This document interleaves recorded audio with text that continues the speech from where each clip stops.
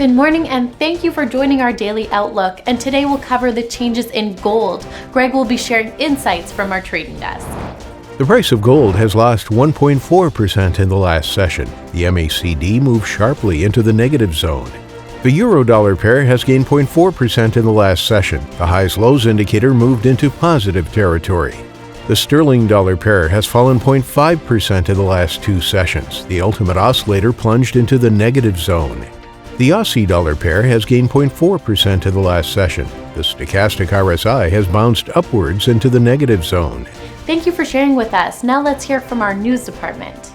As U.S. stocks scale fresh record highs and investors are trying to gauge whether next year's projected profit rebound will be strong enough to add fuel to the rally.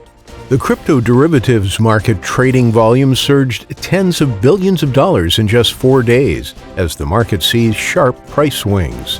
Tesla Inc. Chief Executive Officer Elon Musk said there will probably be a wider rollout of a new full self-driving software update in 2 weeks. Thank you for this. Coming up, today's major economic events. The Australian PPI will be released at 0:30 GMT. The Australian private sector credit at 0:30 GMT. The Japanese construction orders at 500 GMT.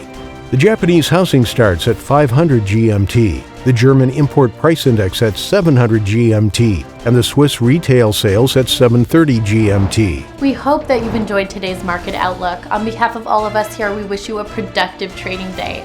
Be sure to join our next review for the latest news and events from the financial markets.